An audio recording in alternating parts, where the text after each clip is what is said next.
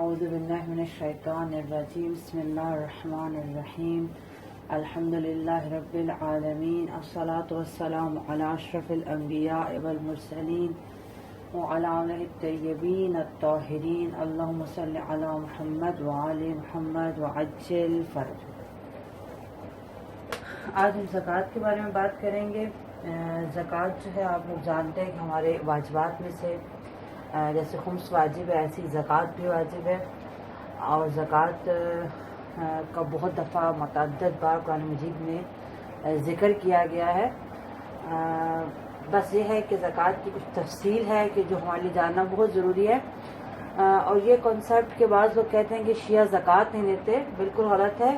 ہم پر بالکل جیسے ہم خمس ادا کرتے ہیں ایسے زکوٰۃ واجب ہے، جیسے حج واجب ہے، جیسے نماز روزہ واجب ہے، اسی طرح ہم پر زکوٰۃ بھی واجب ہے۔ ہم زکوٰۃ ادا کرتے ہیں، لیکن تھوڑا سا ہمارا چیزوں کا فرق ہے، یعنی ہمارے جو احکامات ہیں زکوٰۃ کے، اہل سنت کے نزدیک پیسے گھر میں پڑے ہیں تو اس پہ بھی زکوٰۃ ہے، ہمارے اس پہ زکوٰۃ اس پہ خمس ہوتے ہیں کہ اگر سال میں پیسوں کی بچت ہوئی تو خمس ہے۔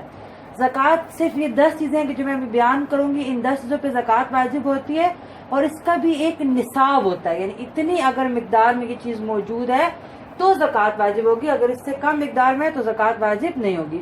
تو تھوڑا ہمارا احکام میں فرق ہے، لیکن ایسا نہیں ہے کہ ہم لوگ زکوٰۃ قبول نہیں کرتے۔ زکوٰۃ قرآن مجید کا ایک واضح حکم ہے جس کا قرآن مجید میں کئی بار ذکر آیا، اور زکوٰۃ بالکل جس طرح اور واجبات ہے اسی طرح زکوٰۃ بھی ہے۔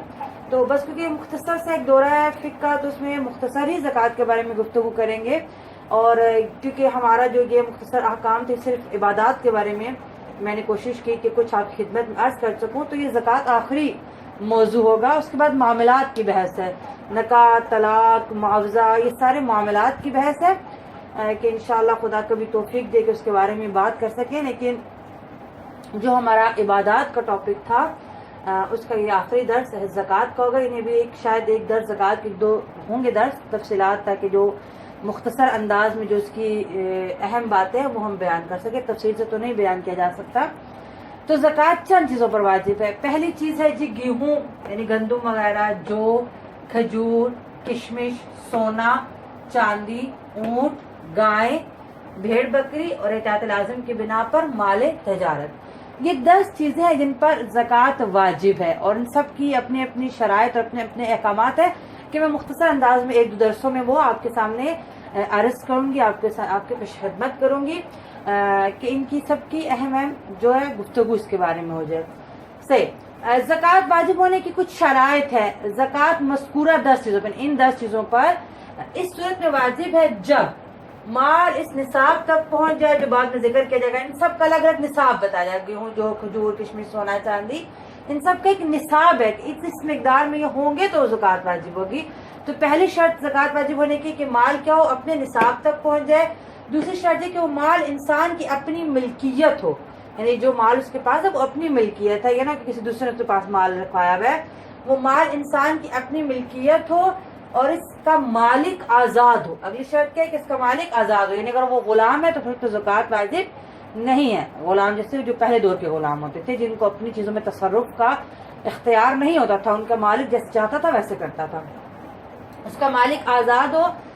سونے، چاندی اور مال تجارت پر زکوٰۃ واجب ہونے کی شرط یہ ہے کہ ان چیزوں کا مالک پورے سال بالغ اور عاقل ہو، یعنی جو پورا سال، کیونکہ زکوٰۃ بھی سال گزرنے کے بعد واجب ہوتی ہے، بالکل خمس کی طرح سال گزرنے کے بعد واجب ہوتی ہے۔ تو جو سال اس کے پاس سونا، چاندی یا مال تجارت تھا، وہ پورا سال جس کا مالک ہے وہ بالغ ہو چکا ہو اور وہ عاقل بھی ہو۔ دیکھیں بعض بالغ ہو جاتے ہیں، 15 سال جیسے مرد ہے اس کو پورے جائیں، یا عورت ہے اس کے 9 سال پورے ہو جائیں، لیکن وہ عاقل نہیں ہے، مثلا دیوانہ ہے، پاگل ہے۔ جو پاگل اور دیوانہ ہوتا ہے پھر اس کے مال پر اگر سونا، چاندی اور تجارت کا تو پھر زکوٰۃ واجب نہیں ہوگی۔ اچھا، عاقل تو ہے لیکن ابھی تک بالغ ہی نہیں ہوا، لڑکا ہے تو 15 سال کا نہیں ہوا، لڑکی تو 9 سال کی نہیں، اس کے پاس یہ چیزیں موجود ہیں، تو پھر بھی زکوٰۃ واجب نہیں ہوگی ان 3 چیزوں پر۔ باقی چیزوں کی بات نہیں ہو رہی، صرف 3، سونا، چاندی اور مال تجارت، ان 3 چیزوں پر زکوٰۃ واجب ہونے کی شرط یہ ہے کہ ان چیزوں کا مالک پورا سال بالغ اور عاقل ہو۔ لیکن گیہوں، جو کھجور، کشمش اور اسی طرح اونٹ، گائے، بھیڑ، بکری میں मालिक का बालिग और आकिल होना शर्त नहीं है। यानी अगर इन चीजों का मालिक कभी बालिग नहीं हुआ तो भी ज़कात है, बालिग हो चुका है लेकिन वो दीवाना है, पागल है, तो भी उसके माल पर क्या है, ज़कात है। सोना, चांदी और माल तजारत, इन तीन में मालिक का पूरे साल आकिल और बालिग होना जरूरी है। लेकिन गेहूं, जौ, खजूर, किशमिश और इस तरह ऊंट, गाय, भेड़, बकरी, इसके मालिक का आकिल और बालिग होना शर्त नहीं है।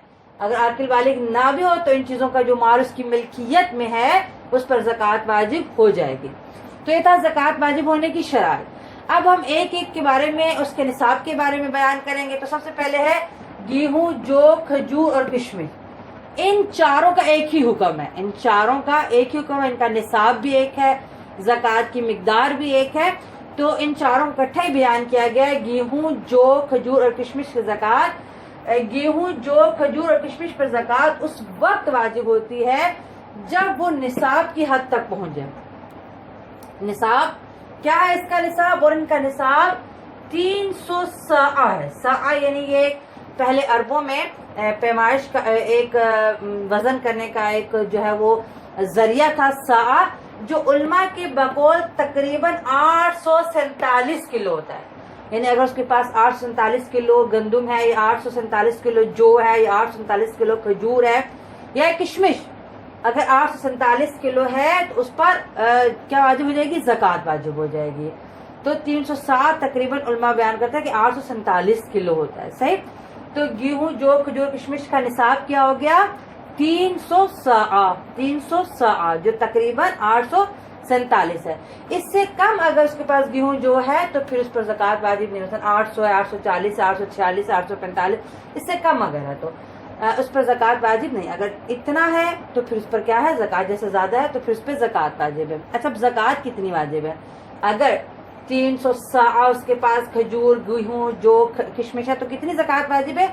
इसमें उन्होंने दो तरीके से हुक्म को बयान किया है कि जो आपने फसल इनकी की थी, जो आपने ज़राअत की थी, क्या उसका पानी आपने खुद उसको मयसर किया था, यानी डोल से, या खुद आपने नहर बना के उसका पानी किया था, या नहीं, उसका पानी जो है खुद ही कुदरती तरीके से बारिश, या वो जमीन ही नहरी है जिस पर नहर गुजरती है, या वो ऐसी जमीन है, जैसे मिस्र में बाज़ जमीनें ऐसी हैं कि जिनके अंदर इतनी नमी होती है कि उनको पानी देने की जरूरत नहीं पड़ती। सही।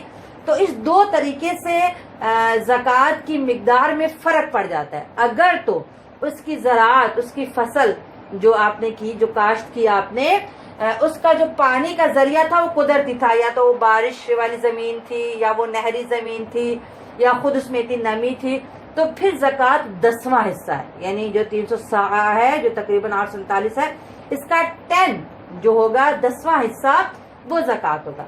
लेकिन अगर आपने खुद पानी का उसका जरिया फराहम किया, या नहर बनाई, या डोल से आपने कुएं से पानी को उस तक पहुंचाया है, खुद आपने कुछ जरिया बनाया, पानी को डोल से उस तक किया है, तो फिर ज़कात 20वां हिस्सा होगा, 20वां हिस्सा होगा इसका।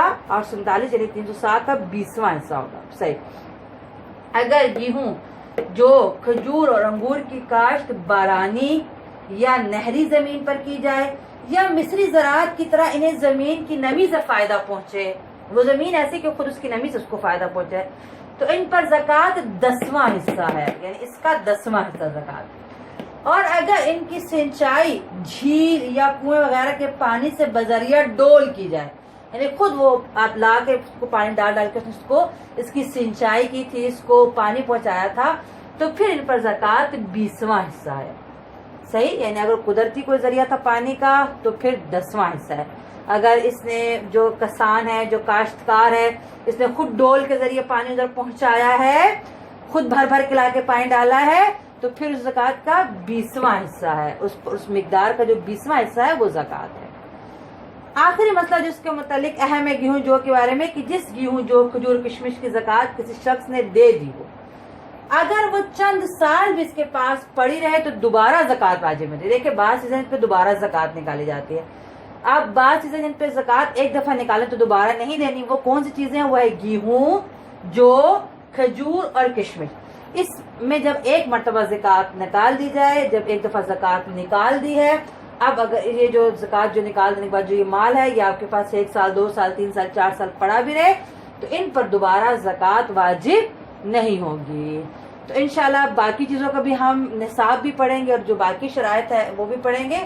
خدا و تعالی ہمیں صحیح سمجھنے اور اس پر صحیح عمل کرنے کی توفیق عطا فرمائے. والحمدللہ رب العالمین.